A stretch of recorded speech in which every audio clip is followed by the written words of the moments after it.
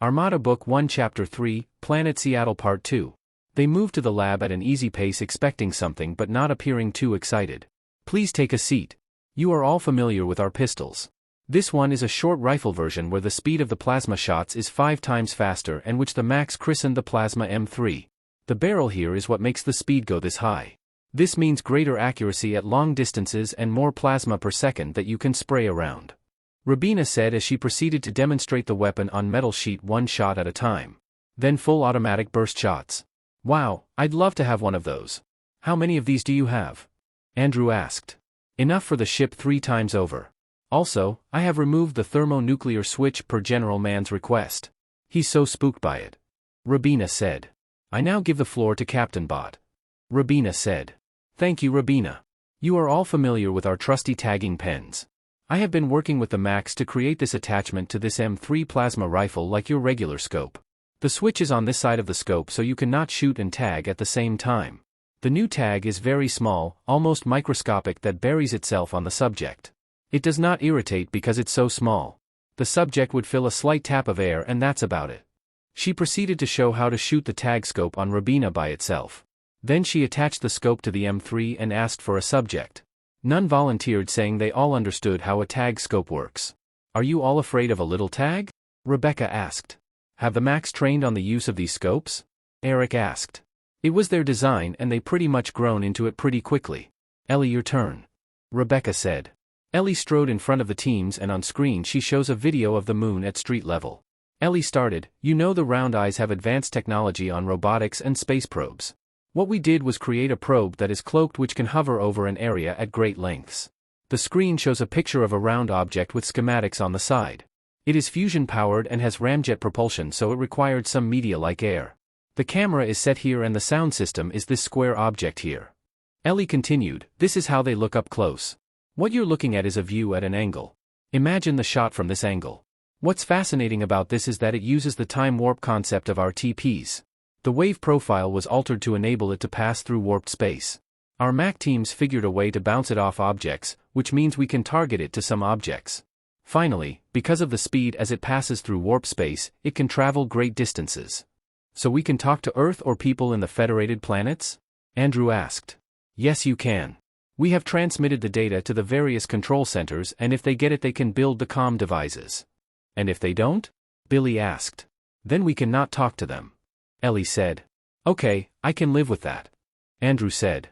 We have deployed 3 dozens of these, and if you want to see the cities below up close, they're doing it now at Deck 12. Ellie said. Come guys, let's see what they're up to. Andrew said. You all go ahead, I have to go with Reddick to the brig and talk to the spies we caught. Gadden said. At the brig, the 2 round-eyed Macs are in chains. Up until yesterday they have not admitted their spying activities, even if Gadden has presented a lot of stories only they could have known. Ellie and Andrew enter the comm hall at Deck 12 and see all these Macs looking at several see-through glass screens. Look at their mode of transportation. They have trains also and what look like cars, but they use steam to power them. Ellie said. So they don't have gas stations. Andrew said.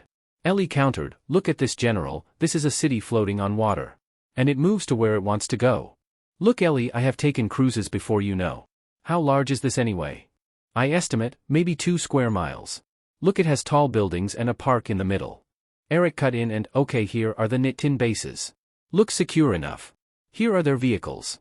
This looks like an armored personnel carrier and this one looks like a flat tank. These are probably their cars or something. The scale of these is huge.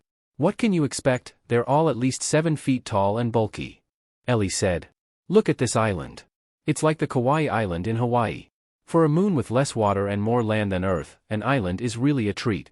And it's even far from the mainland. Eric said. This must be their industrial area. Looks like the industries are still up. The workers are going in and out. Ellie said. The next day, Alan and Desmere, escorted by Marine guards, enters the mission room with Malkim. General Cook, Desmere here is offering his services to help us with the Nitins. Tell him to sit tight. He cannot help us with anything and his involvement might compromise the mission. Tell him to tell the others to sit tight and wait. Alan said. General Cook, to the bridge please. Mitch said. Tell him we appreciate his intentions but there is nothing he can do. Now excuse me, I have to go to the bridge. Alan said. Alan finds Andrew, Ellie and Billy in the bridge. The 5 ships on this moon and the other 4 on this moon started bombarding the moons a few minutes ago. Mitch says. There they go again. Nissel, can you focus our view of the damage below? Ellie said. They seem to be targeting their communication structures. Although this industrial center was hit. Look at this area, this seems to have been hit several days ago. I assume they were bombarding regularly. Nissel said. Look at this area, these look like shelters they used during bombardments. I saw them running to this structure from all over. For a city this large and cannot defend itself, really sucks. Andrew said. Part of the problem we found out from the Round Eyes is that their society is embroiled in extreme red tape and petty differences.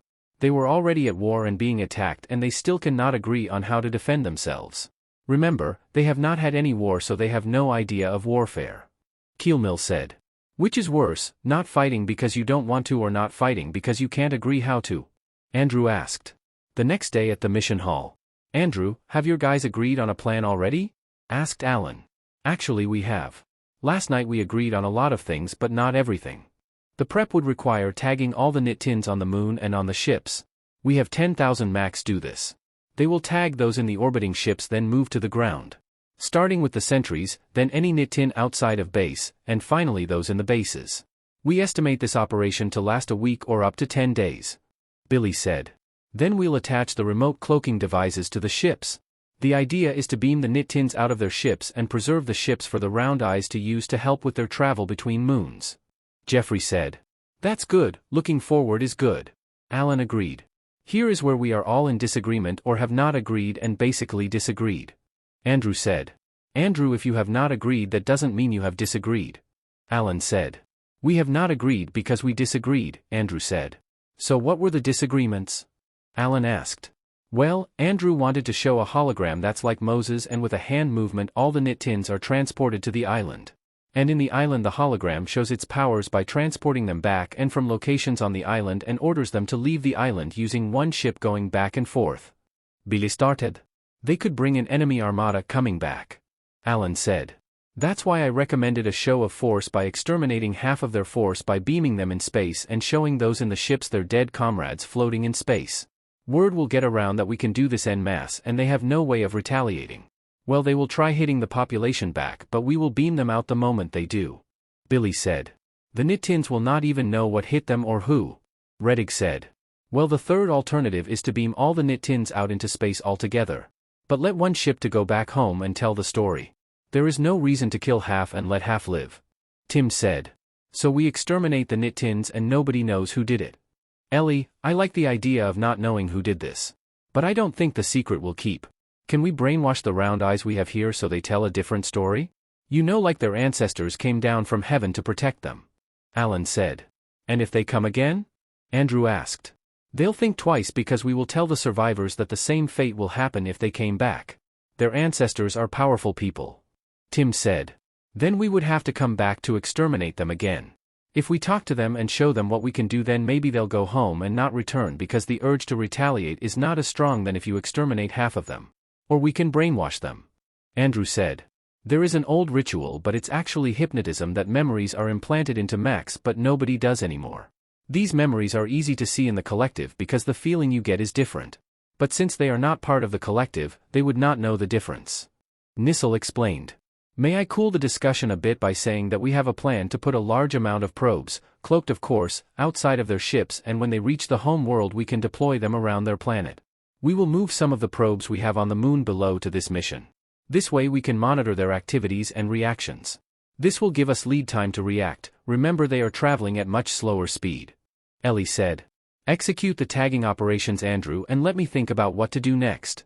Let's talk about this in a few days. Alan said, and, in the meantime, Nissel, Keelmill, gather raw intel from the taggers and hackers. I want to know what these knit tins are up to. Andrew, have Gadden, Reddick and Ezra with their own MAC team go to the leadership centers of the knit tins and industrialists and see what they are up to. I want to know why they would travel for several months to attack a moon. For what? After 8 days the tagging operations is almost finished and in the mission room.